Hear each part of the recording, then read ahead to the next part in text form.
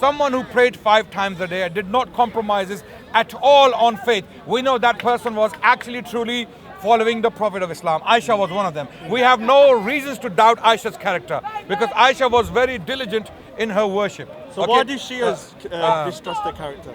Shias have a completely different tradition. I'm not trying to cause No, there's no division. I like the Shia brothers. Okay. No division. Okay. They're saying about the Christians believe about Jesus rising after going on the cross. Yes. And that kind of thing. Yeah. I'm just curious what it says in the Quran about that, because I know Jesus Christ is in the Quran. Yes. So I just wanted you to elaborate a little bit just on what they say about that certain instance. The Quran says he was not killed, he was not crucified. Okay. Full stop. Period. Okay. That's it. it. Just wanted to The elaborate. Quran in chapter 4, verse 157 to 159, it clearly categorically states when the Israelites claimed that they killed him because the Jewish people at the time claimed that they were the ones responsible for his punishment as an imposter, as a liar, because they claimed he was a liar. Okay, so and the Quran says their claim that they killed him is a lie because he was not killed, he was not crucified.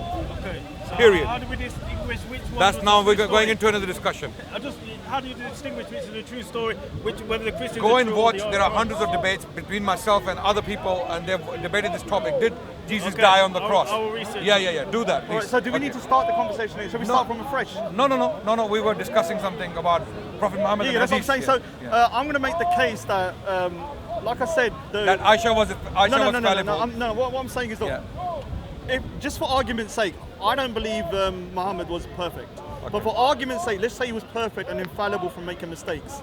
Now, my issue with the Hadiths, and not necessarily the Quran, is that you have a situation where you have, say, like me and you in a room, and there's no third party.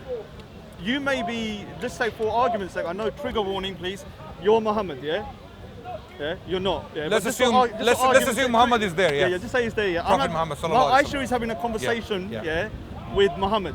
Yeah, Muhammad has given her some revelation from God, which is amazing. Yeah, she is. Do you agree that Aisha is? Before we go on, is Aisha fallible to make mistakes? Yes. So what would Aisha can make mistakes. So what would happen? Yeah, if when Aisha leaves the room, she goes to a third person, and then she says that Prophet Muhammad says this, but she has made mistakes into interpretation. Yes. So the message originally may have been right. But the interpretation as it goes to the third person becomes corrupted. That's a very good good point. And that can go down a long chain of narrations. Yes, that's a very good point you made. You see, and not just with if Aisha was everyone. the only source of Islam. Or any of the caliphs or any of the... That's a very good point you make now. This is why I asked you this question. Have you actually studied the science of Hadith? Because when you do, you come to realize that some of the reports of the Prophet become so... how can I put it? So much multiply attested that they become impossible to be false or a lie. I'll give you an example. Let's say Aisha says something, and then another companion comes along.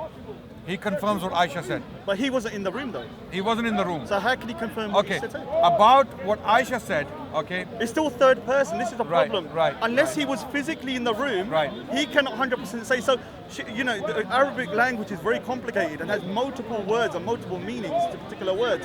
All she has to do is to say one word wrong or she's a human being. Obviously, she's fallible. So the science of the Hadith is very flawed. No, it's not flawed. Because from the beginning, when you use the word flawed, you are sinking the ship just because you see you see the fault. Maybe the way you see it, you see the fault, maybe a scratch on the body of the ship. We should drown the ship. No, it doesn't work like that. The ship, the vessel, is still floating for the last 14 centuries. I'll explain how it works. Certain things Aisha said. You raised a very, very valid point. No doubt, it's an intelligent point. Certain things, because of that reason, because Aisha radiallahu anha, she was alone in having certain opinions, and other companions of the Prophet who had heard from the Prophet complimentary information which corrected Aisha, they rejected what Aisha said. For example, one of the views Aisha held was that giving milk to a child a certain amount of times, a certain number of times, that child becomes your mahram. Mahram is that you no longer have to cover yourself from him. He becomes your like a son, like foster son. Yeah. So how do we establish foster relationships with a child or with a person. Aisha had one view, and other companions, they didn't accept it. They said, no, sorry, Aisha's mistaken here. So was Aisha she has lying? misunderstood. No, of course, they said she made a mistake. She had an error in judgment. When someone makes a mistake, if Raj makes a mistake, I'm not going to say Raj is a liar. I'm not going to say that. I'm going to say Raj made a mistake, right? So we have this mechanism in Hadith science. Okay, it's not as blind as Aisha said it. Allah, we bow to Aisha. No, wait, let me finish very quickly. We have a system where the reports of the Prophet ﷺ are multiply attested. He had over 100,000 companions, and out of those 100,000, we know 10,000 by name. 10,000 of them, we know them by name. We know who they were, where they came from, what they did, and how long they lived. The last one to die died in 110. His name was Amir Abu Tufail. Okay, he died in 110, exactly a century after, nearly 99 years after the Prophet's death. When the Prophet was alive, he was nearly 10 years old when Prophet died, and he lived for nearly 109, 110 years old. Okay. Can I ask you one question? So we know exactly when they lived, what they preached, what they taught, and amazingly, when they preached something, like Abu Bakr would say, I heard Prophet saying this. Did anyone else hear this? And 1, 2, 3, 4, 5 people would stand up. Can I ask you a question? Yeah. All right. You see the point? All right, now, do you understand how tradition is Can I preserved? say something? Yeah. All right, let me just clarify something. I am not going to contest that if there's 3 people in the room, that you can claim that source is reliable. What I'm trying to say to you, and I want a percentage from yourself that you might know, how many of the hadiths are just from one person with Muhammad alone? How many of them are that? How many in a percentage? Is it 10%? Because those hadiths then will be unreliable to a certain degree. No, not necessarily. Because no. unless you Not have a third person necessarily. in the room, No. you're admitting that Aisha and anybody else apart from Prophet Muhammad is fallible. Yeah? So if they're fallible, they could make tiny mistakes, can't they? So if they were to then come out... Which they did. I know, but unless some... Which they did. So you agreeing they did. So even Yes. the ones that you can But test... how do we know they made mistakes? How do we know they made Because mistakes? it contradicts the Quran. No. Or contradicts no, Muhammad's life. no. Well, that's what I was Because assuming. other companions came forward and they gave the remaining information. They said this is what was missing. So what we do is we have almost about 5,000 to 6,000 reports from the Prophet. Without repetitions. For example, if you pick up Bukhari, which is our tradition, which has chains. I'll give you an example. What do we mean by chains? Bukhari, you're right, wrote in the late or the early 3rd century, of Islam. Bukhari was writing at that time. And you were thinking, hold on a second, Bukhari is 2 centuries apart from the Prophet. How can he get this information, right? Very good point. Bukhari took this information from teachers who were taught by their teachers, and they were taught by their teachers, and they were taught directly by the Prophet. And this was public knowledge. People were taking this knowledge publicly, delivering it publicly, right? For example, Bukhari had a teacher called Abdullah bin Yusuf. Abdullah bin Yusuf taught Bukhari when he was in his 80s or 90s. He was a very old man, okay? Abdullah bin Yusuf took his knowledge from a man called Malik bin Anas. Malik bin Anas also lived a very long life. He was born in 93 or 94 Hijri and died in 179. So he lived nearly 80 plus, how much is that? 80 plus, 86 years old. Malik was taught by Nafi'. Nafi' was a teacher of Malik, and Nafi' was taught by Abdullah bin Umar. Abdullah bin Umar was taught directly by the Prophet. This is an uninterrupted chain. Well, let me finish, Raj, so that you explain. Okay, this is an uninterrupted chain of teachers who are teaching publicly, passing on the tradition. Okay, now this is one chain. One chain. Bukhari has hundreds. Okay, now there are chains where Bukhari has three people between him and the Prophet. Very quickly, I'm finishing now. Yeah, Bukhari had a teacher called Makki ibn Abi Ibrahim. Okay, Makki ibn Abi Ibrahim had a teacher called Yazid ibn Abi Ubaid. Okay, Yazid ibn Abi Ubaid had a teacher called Salma ibn al-Aqwa, who was a direct companion of the Prophet sallallahu alaihi wasallam. So Prophet taught Salma ibn al-Aqwa. Salma ibn al-Aqwa taught Yazid bin Abi Ubaid, and Yazid taught his student Makki ibn Abi Ibrahim, and Makki taught Bukhari. 3 people between Bukhari and Prophet Muhammad, and all 3 of them, they lived long lives, over 70 years old. So when you do the calculation, you come to realize actually historically, they did live between this period, and if each one of them is 70 to 80 years old, can easily teach his student, and then his student, and then Bukhari. So historically, we have carried out meticulous research into these topics.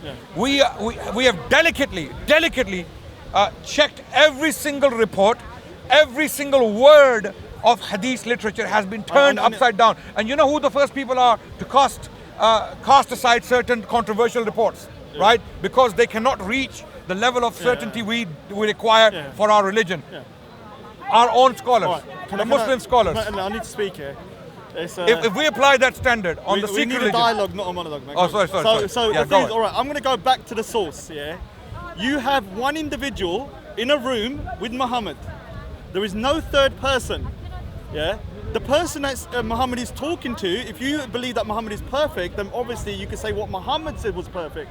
But if the person he's saying it to is imperfect and then leaves the room and then speaks to somebody else and mistranslates or misrepresents what he says, and I'm going to put another thing into it so you can kind of mix it up. Trigger warning again. I understand that Aisha, had issues with one of the caliphs that was later on. There was a bit of kind of political intrigue. Ali. Within she fought a battle with Ali. So, is there, as a person, and we believe Aisha was wrong. As a fallible human being who might have had some distrust or hatred towards Ali, may her interpretations that Muhammad said then be kind of construed to suit her narrative? She actually did not follow the Prophet in this.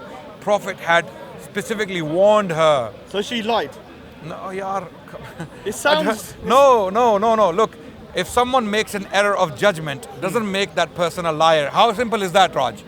Is that difficult to understand? All right, if you make an error of judgment, am I saying, Raj, you're a liar, chuta kadhab, in Punjabi? I use the Punjabi word as well. How do you know that she wasn't purposely lying? No. We have never believed that. We will never believe that. Aisha knew, because the Prophet, peace be upon him, anyone who professed belief in Prophet, and how do we know this person professes belief in the Prophet? Someone who was very diligent in his worship. Someone who prayed 5 times a day and did not compromise at all on faith. We know that person was actually truly following the Prophet of Islam. Aisha was one of them. We have no reasons to doubt Aisha's character because Aisha was very diligent in her worship. So why do Shias distrust their character? Shias have a completely different tradition. I'm not trying to cause No, there's no division. I like the Shia brothers, no division. Okay. Go. The Shias have a completely different view on Islamic history. That's why earlier when I said the Sikhs have made up stories. Let's not go to the Sikhs. Let's go back to the narrations. I'm giving you an example. This is a discussion, right? So I can say what I want. Sikhs have made up stories around the deaths of the 2 of the Guru's sons, right? The detail, how they spoke to their grandmother, how dignified they were. They refused. So wait. They refused to bow to the Mughal pressure. They did not convert to Islam. Okay, all of these details are impossible to ascertain. They are impossible to ascertain. Why? Because we do not have any independent. Even the Sikh tradition casts doubt on these stories. There are Sikh historians who say these stories, we can't really trust them. But Adnan, we went over this and I said to you that I agree that distortion can happen over history and that people can exaggerate things. Just like that, the Shias have carved so many stories around. About Aisha? About Aisha generally. Aisha. Okay, now because she's done a lot of narrations and the Shias are saying that she is distrustful. Okay, so how do we know what she said when she was alone in the room with Muhammad? When she walked out, Muhammad could have been the greatest person in the world and talked from God directly and said what God said. We have no reason. But when Aisha got the message, she is a human being who's fallible, and some Shias say that she's actually insincere and maybe even dishonest. She may have walked out and then said something that Muhammad didn't say, and now that is a narration. Nothing the Shias claim against the Sunnis is based upon what Aisha said. I'm not talking about the Shia. I'm just talking about she is a human being that had by Shias. Raj, understanding. You completely ignored what I said earlier. I know, but even if your argument was valid, for argument's sake, I like to cede territory to gain territory. We have this tactic. You can call it a Mughal tactic, yeah? Not the taqiyya is not. Okay, by the way, let me clarify something about taqiyya. I do love taqiyya, okay. It's my favorite. Okay, Raj, can you now be educated on this and put this idea to rest forever, once and for all? We, the Sunnis, do not believe in taqiyya. We don't believe in taqiyya. Taqiyya the way the Shias believe in it. For example, what is taqiyya? Taqiyya is deliberately lying to hide the truth, to avoid trouble. That's what taqiyya. To put it in very simple terms. We, the Sunnis, we do not believe it. We believe it's cowardice. We believe it's cowardice. If you study the history of our imams, some of them were tortured for years by the kings and they didn't do taqiyya. Okay, so taqiyya is something which is done under. For example, if someone is about to be killed and the life is threatened, and someone is asked, for example, to say something insulting to the Prophet or the Quran, to Allah, so that you can save your life. Like what you know what's happening in Burma. No, in India. Oh, in India. Hindu mobs are catching Muslim men and women, and they are beating them and asking them to say Jai Jai Shri Ram, Jai Jai Shri Ram. Yeah. If you don't say, you'll die. So some of these Muslim poor men, you know, who are surrounded by this mob of wolves and hyenas, they have to say this, right, to save their life. In this case, the Quran is a verse that if you have said a word of kufr, a word of disbelief to save your lives, there is no harm on you so long as there is iman in your heart. Okay, wait. Now, taqiyya is when there is no threat, no one is threatening you, no one is saying anything to you, you come and lie. And the Shias do this. We don't. The Shia are a minority sect in Islam. Okay, we as Muslims believe that it is a cult. It is not part of mainstream Islam. I do like my Shia brothers though, so shout out to the Shia brothers. No, I met them over there. They're good guys. The Shias have their own view, and we have no problem. They have chosen to follow a particular path. We have no problem with that. But I think Shias are, I don't want to get into this sect, but I think Shias are a bit more, they're more easier to talk to and easier to kind of like discuss about religion, and maybe they're a bit more kind of, I don't know, not so dogged in their approach. When I speak to Shias, I seem to get a different viewpoint, and they're much more tolerant. That's just my view. And Sufis. Have you found me? And Sufis, I love Sufis. Have you found me bigoted? Not you, but generally. I'm Sunni. I know, but it's 50-50. I'm Sunni, and I try my best to be as Sunni as possible. So don't use this red herrings. Let me give you an analogy. Yeah, if you got a dog, yeah, I'm not comparing Muslims to dogs, but just an analogy. You got a dog, and a dog. No, don't give that. If you're not comparing, then I can use. I'll use an analogy. You won't like it. You won't like it. The reason I'm saying a dog is because they can be no, vicious. use a horse. Use a goat, something like that. Me, man. Okay. So I'm or use a camel, something closer to Muslims. I'm not saying I'm scared of a horse. Okay, but don't. Let me just say, make my analogy. But don't make. Have some courtesy. Yeah, hold on. Yeah, exactly. Have some courtesy. You. Me. Yeah, brother. Me. Yeah. He's using dog as an example. No. You just don't like dogs in Islam. If I'm using an analogy, I love dogs. If I compared you with dogs, how would you feel? If I did a comparison between you and dogs, how would you feel? No. You would say to me, have some courtesy. Thank you. For the sake of an argument, yeah. I'm saying if you got a dog, yeah, and a dog, when you try and pet it, it bites you 50% of the time. Yeah.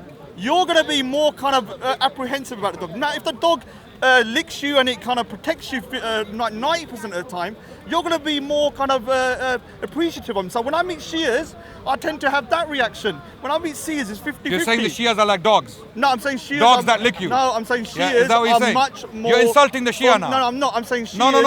You could have used another example. If I talked about Sikhs and I said, there are pigs, they do this and they do that, I would never use an example like that. That's insulting. Can I say something? That's disgusting to use an example like that. I love dogs, yeah. I got two staff. You love dogs, we don't love dogs. Muslims hate dogs, so your kind of perception we don't hate of what dogs. I'm saying is different. We don't hate dogs. I can't say a horse bites me, can I? We don't love them. What do I say? We don't love them. We don't hate them, but we don't love them. I can't use a sheep. I can't use a pig. I can't use a thingy. I've got to use an animal that can bite. Parrots bite. Oh my! What is a parrot going to do? Use a parrot. So a dog can try not to be. No, try not to be provocative. And the Sufis, yeah. My friend, this is a discussion. No issue with the Sufis, though. That's this is a discussion. Have some courtesy. Have some courtesy. Come on, brother. Thank you. Okay. So Raj, going back to our discussion. So coming back to our discussion on. I didn't call Muslim dogs. You guys are great, man. I'm just using an analogy that this guy can't understand. You're not helping yourself, Raj. Every week you come, you make yourself look bad. I know, but calm down, man. Can you go back to your earlier mode, the friendly mode, the decent Raj mode, okay? And I know sometimes this comes out. I can get angry and I can come up with things that you will do. You will start cooking here. You'll start smoking. Adnan, do you know what? I don't want to do that. I react how people react. I don't want to make Sikhs angry out there. I love the Sikh people. I want to reach out to them. I want them to know that there are Muslims out there who really love and respect you despite all the history. and I don't want to go to the history. Despite all the ugly history we have, okay, I want to make sure that there is a good example of the Sikhs and the Muslims out there. And don't be a bad example for the Sikhs, please. Stop using dogs as an example. But they're calling me Tommy Robbins saying and all that. What Forget them. Forget them. There are idiots out there calling me out all kind of things. Did you see that He had a 2-minute video of me. It made me look like some supervillain. Yeah. What do you want me to do? It's like all this sort of music. When you work with racist scumbags, when you work with racist scumbags like Tommy Robinson or EDL, I don't agree with them all. Yeah. You know, if they had the chance, they would shave your beard off and shave your head off as well. If they had the chance. If they had the chance, that's why I don't agree with all. They hate you as well. I know. I don't agree with all of that. Islamophobia is the new face of racism today. Islamophobia and racism is the same face or the two sides of the same coin. Two sides of the same coin. We've been nice to each other for today, man. Come on, let's be serious. Yeah, let's go.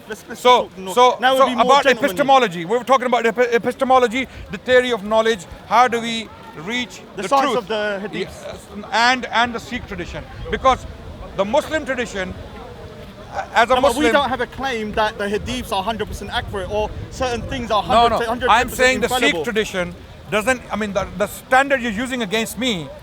If that's the standard you set up. No, we haven't. If you say to me something's perfect, I want to give an analogy to these guys. Raj, can I finish? Can I just say one thing before we go on so we can start? Yeah. I'm an artist, yeah? If I put a drawing up here and I just left it here, people will walk past and appreciate the drawing for what it is. Now, if I put the same drawing here and I said this drawing is perfect, what do you think would happen? People would come over and they would criticize the drawing. The problem about Muslims, you're making claims that things are perfect, and then you're upset when people are criticizing or finding flaws in it. So if you write perfect First of all, Raj, let me correct you. I never said the Muslim tradition is perfect, number one. Is Al-Bukhari's Hadiths all perfect from Aisha? They're all authentic. There is a difference between authentic and something imperfect can be authentic. Okay, so there's a distinction between authenticity and perfection. So you need to get your terms right. Second point I want to make is that I'm not getting upset. Do you think, let the viewers decide. Am I getting upset? Am I getting angry? No, I'm not. I'm very calm. I never said anything. I really came with my mind made up that if I come across Raj today, I'm going to request from Raj to have a proper discussion where I can talk and you can talk without interruption. So coming back to the Sikh tradition where it all started, when you actually scrutinize the Sikh tradition, the stories. Sikhs, I'm actually a Sikh artist. Again, when I start talking about Sikhs, Raj wants to completely cut me off. So wait, Raj, man. Will you take it? Wait, Raj. Will you take it and read real history? It's got my drawings in there, so. Okay. Raj, Sikh history. little do you know, I have read sources on Sikhs you haven't read. I was last night, Raj, last night. This morning actually, not preparing. Out of interest, I'm always reading. Okay, I mean, I have a book in my pocket here on Mughal history, the fall of the Mughal Empire. I'm reading on it all the time. It's the later Mughal period. So I'm always reading. So last night I was reading the Sikh history compiled by Macauliffe. Macauliffe was an English gentleman who had converted to Sikhism, and he wrote a sympathetic history of the Sikhs in 5 or 6 volumes, published by Oxford University Press in the year 1909. And it is considered to be one of the most authoritative histories of Sikhs. I mean, I don't know what's wrong with this lady. So I think subhanAllah, she's making noise. Okay, so I've read these sources, Raj. Perhaps because when I talk to you, I realize that you haven't actually read about your own tradition. You don't know about it. Okay, a lot of these stories about the Guru's children being killed, or Guru Tegh Bahadur being killed, executed, and the miracle he performed, and he said, I have put this piece of paper in my neck, and when you will chop off my neck, you won't be able to chop it off. It will be a miracle. And Aurangzeb said, bring him to my court, and we will see the Guru do this miracle. And when they put the sword to his neck, right, his neck got chopped off. The Guru died, okay? And when they opened the piece of paper, it was written on the piece of paper. Wait. Yes, I agree. Right, Raj, let me finish. I'll tell you what I believe in and what I don't believe in, okay? I know Guru Tegh Bahadur was definitely killed by the Mughals, no doubt. There is we don't play games. We will tell you exactly how it is, okay? I don't believe the stories around his person when he was killed or before he was killed. The miracle, for example, that Aurangzeb Alamgir was there in his court. He was brought there in the court of Aurangzeb Alamgir, and then he was told to perform the miracle. And he said, I have this paper in my neck, I'm wearing it, you won't be able to chop off my neck. So Aurangzeb said, okay, let's see the miracle. They they struck his neck came off. He was let me finish very quickly. He was decapitated. Okay, and then they opened the paper. In the paper it was written that I have given my neck but not my faith. Okay, I'm translating it into English. Right? Now this story, it has so many problems with it. First of all, the Mughal emperor Aurangzeb didn't have the time to deal with Guru Tegh Bahadur in this way, because what the Sikhs don't understand and realize is that at this period, early on in Sikh history, the Sikhs were a minor menace for the Muslims in the Punjab region. For the Mughals, sorry, not the Muslims, for the Mughals who were Muslims, who happened to be Muslims, right? The Mughals, Aurangzeb Alamgir had conquered 95% of India. He had bigger threats to deal with, such as the Marathas, the Rajputs, okay, who were actually real powers. These guys were huge, their military strength was huge, right? So Aurangzeb Alamgir was busy fighting them. 24 years of his life, Aurangzeb Alamgir spent in South India, in Aurangabad, okay? Because he couldn't move back to the north. He didn't come back to the city of Delhi, because he couldn't come back because he was, so when the battles, I'm finishing right now. When the battles were happening between Guru Gobind Singh and his armies and the Mughals, Aurangzeb was down in south, over 1,000 miles away, having no idea what the hell is happening in Punjab. He had appointed his governors, and he would give them instructions to deal with problems as you deem fit. Suppress the rebellions, because the Sikhs were troubling the countryside. The Marathas were raiding in the south. Okay, so there were many problems. Aurangzeb didn't have the time to sit and watch Guru Tegh Bahadur being executed. So all of these stories have huge problems with the whole dialogue. All right, so let me just say, I don't consider myself an expert on Sikh history or Sikh faith. I've only come back to my faith around 4 years ago. So why are you talking about other faith? You're talking about Islam, the science of Hadith, Raj, and when we talk about Sikh religion, I'm not an expert. I'm not an expert. It doesn't make sense. You are an expert in Islam, on science of Hadith, but... I'm a hate preacher, racist, brown racist. No, we're not saying. I'm racist. I'm not saying that. Ignore. All right, can I just say something? I can come to Speaker's Corner and talk and have free speech, and I can say whatever I want. Yeah, but I think I want the basics of Sikh. I defend his freedom. I want the basics of Sikh team to come down, yeah, and have a conversation with Adnan. The thing is, you're diverting the conversation to something else. So let me put it back in. How am I diverting? Hold on, we were talking about the science of the Hadiths. I am saying Raj, to you have no idea about your own religion, the Sikh religion. What did I say to you? Self-confessedly, you confess that you don't know anything about Sikh religion. You want to talk about the science of Hadith. I did not say that. I did not say that. I said I am not an expert. Are you an expert in Islamic science of Hadith? I'm asking you legitimate questions about the scientific reliability of the science of the Hadith. When I do a comparison between Sikh... you can comparison, but what I'm saying to you, is that you're droning on about Sikh history. I'm not even arguing. This is the man who put the full version. Oh, well done, Dai. I love the beginning, man. You like the beginning, yeah? It's scary. Yeah, you made me look like some supervillain, man. You are, though. I'll blame you if I get beaten up, though, because that... No, it's not a villain. That thing's too good. I think Raj, it was like a trailer for a movie. Raj is coming closer to us. This guy's good. Yeah, no. I like him. I believe the more Raj will talk to us, the more he will come close to Islam. Because we, the Muslims, you see, the reason why I keep going back to Guru Nanak Ji is that Guru Nanak Ji is considered to be the founder of the Sikh religion. Guru Nanak Ji, okay? He was a man who was born in a Hindu family from the Kashtri background, okay? And he was born in the territory of Pakistan, in the Punjab region. He was born in Pakistan, Guru Nanak Ji. And he was a strict monotheist. I'll come back to you. I didn't even talk for like 1 minute. Just give me 1 minute. That guy interrupted. So Guru Nanak Ji, dude, you need to let me talk. You need to let me talk, yes, dude. Raj, you will. Come on, do you want me to be the abrasive Raj or the nice Raj? Because I got a split personality. I can troll hard and I can be very nice. Can I finish my point? How you treat me is how I treat you. Okay, can I finish my point? Yeah, I'll be nice now. Thank you, Raj. Thank you. And let me talk for 15 Guru minutes. Nanak Ji, in clear words, said that Prophet Muhammad was a prophet of God. Guru Nanak Ji said that. And my request from the Sikh community is that if you are truly Sikhs, and I believe you are, okay, and if you truly love Guru Nanak Ji, and if you truly follow him, then Guru Nanak Ji said Prophet Muhammad was a prophet of God. And if Guru Nanak Ji is telling the truth, if he is right in what he is saying, then Sikh religion as we know it today cannot be from God, because Prophet Muhammad was the last prophet of God. as he himself said it.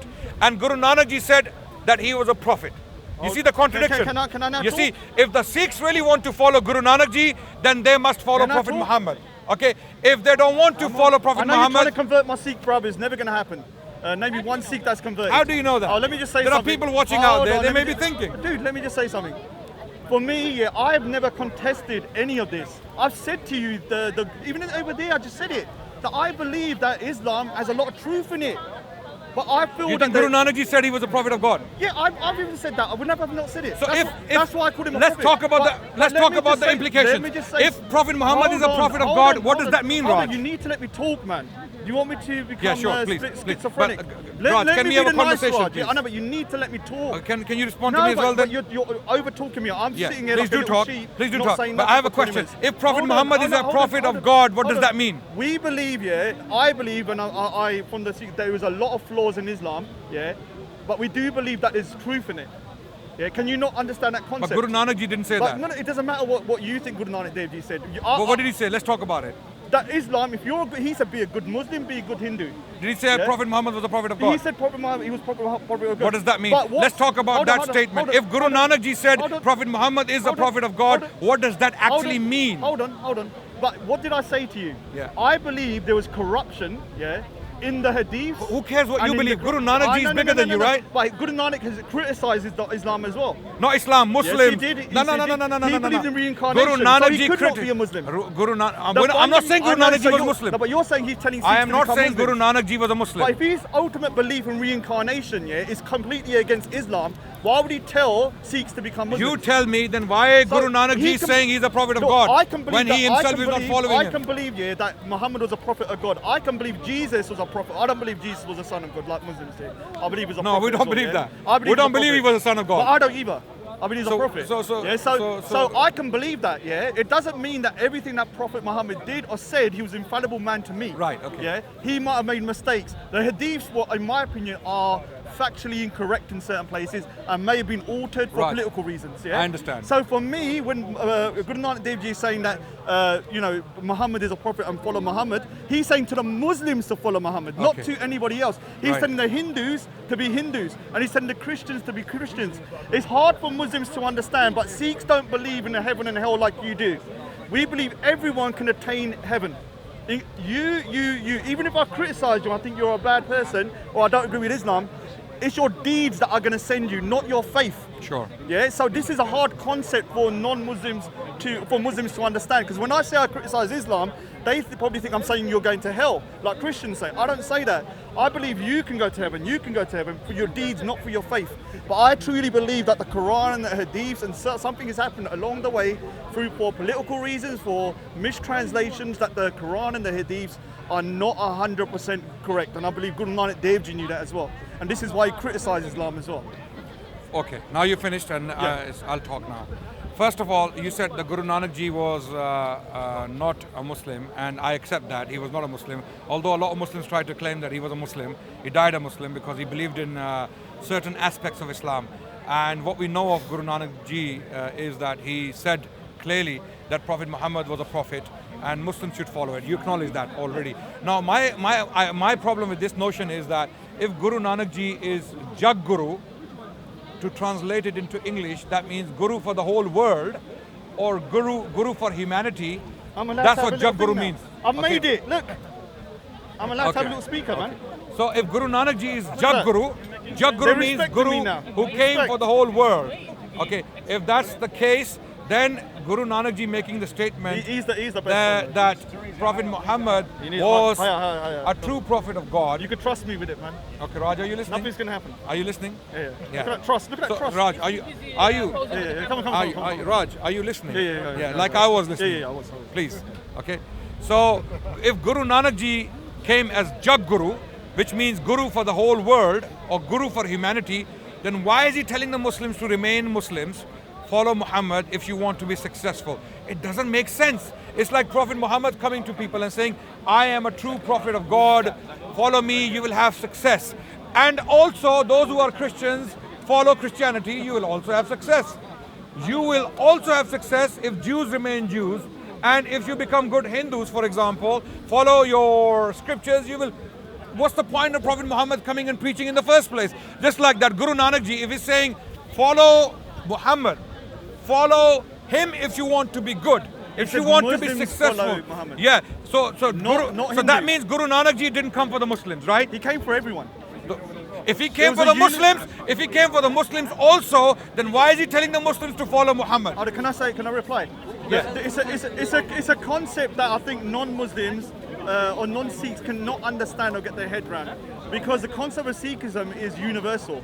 We believe there's truth in all religions. Yeah, we just believe our particular way is the best path. It doesn't mean a Muslim doesn't have truth within their faith, or a Christian. Yeah, it's a universal truth. Yeah, Guru Nanak Dev Ji could never have been a Muslim or never become Muslim, because the one thing is, his philosophy for the afterlife was reincarnation. So that in itself is completely contradictory to Islam. Now, I never claimed he was a Muslim. I know, but some people say he's Muslim, but he could never be Muslim. I know better. And he also said that, Hindus should be good Hindus. The whole point of the philosophy was that you should practice your faith. Yeah. Then he was not Jag Guru, you should practice your faith, yeah. Remember, he did criticize the bad points.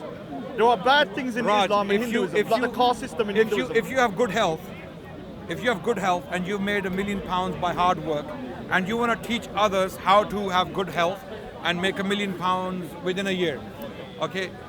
Are you going to go and tell them, those who are, doing a rubbish job at whatever they do? We didn't say they were doing rubbish job. Okay. So this is the difference. You're not understanding the concept.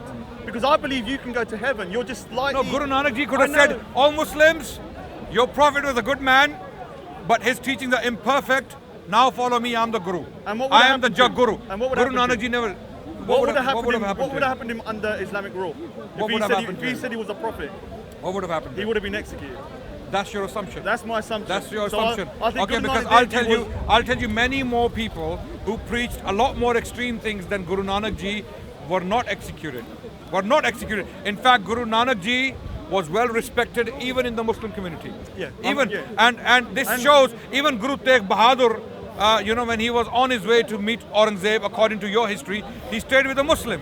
Right? I'm not so all these things are there. Okay, Islam is there in the Sikh religion cannot be separated from Islam. It is impossible. In the Guru Granth Sahib, you read Baba Farid's poetry as your scripture. Baba Farid. So this actually disproves your point. It doesn't. I am not telling it doesn't disprove my point. That Islam is completely wrong, like the Christians do. Right. I'm telling you there's elements of truth. In fact, we believe it so much. Why don't Sikhs follow Baba Farid's religion? In our book here, in our Guru Granth I don't want them to convert. By the way, I don't mean to. I'm not asking all the Sikhs to convert to Islam. Don't get that. Okay. If you want to, if you're convinced, it's your choice. But we're not out here to force you to come into Islam or put Islam down your throat. And Raj is not here for that purpose. No, I'm not here for that purpose. In case the Sikhs... But the thing is, you have to understand, what I want to do here is just put a shout out to Basics of Sikhi to please come down and really clarify this. I'm doing my best under limited knowledge. We had this discussion with Jagraj, by the way. Yeah, I know, Jagraj has passed away, sadly passed away, and we were very saddened by that. Seriously, even among the Dawa guys here, we remembered Jagraj in good words, and we believe he was a good guy. And he even spoke to me on the phone. He called me and he said he's going to have a discussion with me. And that unfortunately never materialized because he fell.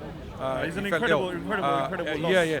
And I would invite anyone from the Basics of Sikhi or any Sikh brother or sister out there to come and talk to us about these issues. Theology. Theology. Let's talk about it. Let's open up to the world. Let the world see that we are able to have decent discussions and reach conclusions. Are you recording? Yeah, he's recording, yes. Pathway to Misery. This guy has edited my video about 45 minutes. Have a go afterwards. He's the worst editor and worst filmmaker. If he's here, security needs to be around him. His machine edits out sound. Okay. This guy's all right. Pathway to Misery. Not Pathway to Mercy, Pathway to Misery. So I want to continue all of these. Love you as well, man. All of these stories that are made up about the murder of Guru or the execution of Guru Tegh Bahadur, by the Mughals, or even the killing of the Guru's sons, Guru Gobind Singh's sons in battle. Two were killed in battle. Other two were allegedly put alive in a wall by the Muslim governor of Sirhind, Wazir Khan. Wazir Khan. Yaar, you keep saying his name wrong. I can't, you know, Wazir I hate Khan. him so much. Okay. I can't say his name. I do it on purpose. Or aaj kuch sikh la yaar. No. I can't say his name, man. Every time I say it, I just feel spoke like, Punjabi, I feel by like the way. I feel sick. Okay. I know Raj. I know the Punjabi language. He's a Punjabi like me, man. That's where the passion is coming I out. went up to Mansoor, You know Mansoor, he hates the word Punjab. So I went, Punjab. Because on the day, when I first met him, I'm proud Because to be Punjabi. Punjab, during the Mughal And he period, doesn't like it. So when I met him today, I didn't even say hello. I said, Punjab. because Punjab was I a triggered him, rival man. I to triggered Bengal. Mansoor is from Bengal. I know, he triggered. Okay, no. Because the Punjab region was a rival to the Bengal region in agriculture. These were the two most richest provinces of the Mughal Empire agriculturally. These were the breadbasket. That's why the Sikhs were taken so seriously by the Mughals when they posed a threat. When the Sikhs rose and caused trouble in the Punjab region, the Mughals wanted to suppress it so that they can have stability in the region that was providing bread for the empire. Can we go back to the science of the Hadiths that we originally? Well, you don't know anything about it. There's no point of discussing it with you. You've not. You answered- don't. you've You not- said. You Let said. me put the question to you one more time, yeah? So get it on there. Trigger warning, please. Hey, can you put trigger warning on there? Like, have it flashing, Can we have a discussion on Flashing Janam trigger warning, Saki? yeah? Can we have a discussion on Janam Saki? Oh no, can I just ask you this one question? Can we have a discussion on Can we just have Janam one question again? I'm trying to ask you, if Muhammad is in a room by himself with Aisha... I've already answered the question. Oh, no, you haven't. You haven't. You keep You repeating haven't. it, You're and saying- repetition is No, not but going I'm- to. No, I'm trying to ask. Let me just one more time to clarify, because I still haven't got it. Is this the last time? Yeah, then? the last time. Muhammad Okay. is in a room with Aisha by herself, yeah? Aisha is infallible. She's a human being who can make mistakes. She also has kind of a little bit of a problem with Ali and some other people. So she might have political motives to kind of distort text. Muhammad, for argument's sake, is perfect. This is for argument's sake. I don't think he is. And he's having revelations from God. He then says to Aisha, this is what God said. She then walks out. There's no third party in the room. So you don't know anything about our religion. What I'm trying to just answer me. You don't know No. anything. Why would you But ask a question? It's a very. So let me correct you. That's not the case. Let me just finish That though. never happened, Raj. Let me- It's but- hypothetical. But how many narrations are from Aisha by herself with Muhammad? Okay, very good point. Very good question. How many Okay, narrations? wait. So it did happen. First of all, the revelation was not Let me delivered. just clarify something. Okay. Was she in a room by herself at some point, and then done that narration afterwards? There were many wives of the Prophet alone with him in the room. By the way, gurus had multiple wives. Yeah, You I didn't know, know I about know. that. You We had a didn't. You were discussion. talking about No, I didn't. polygamy. Oh, let's previously. clarify this shit. Yeah. I never disagreed. Gurus had multiple Hold on. wives. I never disagreed So with polygamy. Sikhs have, yeah. I never disagreed. I said the reason for polygamy. Muslims believe in polygamy because they believe that men are carnal and that they crave more women. That's a lie. This is what Mansoor said. Ma- I believe that... What Mansoor says is not Islam. Hold on. What Mansoor Who says, am I supposed to Mansoor trust? is a human. You have He told can me- have his own understanding. You told me he's the best debater here. This is what he said to I me. said he's one of the most. I said, Raj, hold on. Raj, you conflate terms with each other. When I say best, that means perfect to you, right? All right. Can I just explain? Yeah. I don't have a problem with polygamy if in wartime... If Mansoor said that, If I don't he- believe you Yeah, he understood did. Mansoor. Can I we don't edit- think Mansoor. Content for everything. Can we edit it in? When Mansoor said it, men are more carnal. No editing. Editing. Can I just say something here? I have no issue with men having multiple wives in wartime. So why did the Gurus have three? Because at that time we had a population that was so small that there was no other way. Gurus wanted to reproduce. No, we want to reproduce. I have no issue. I would have 4 wives. Yeah. But if we have a situation where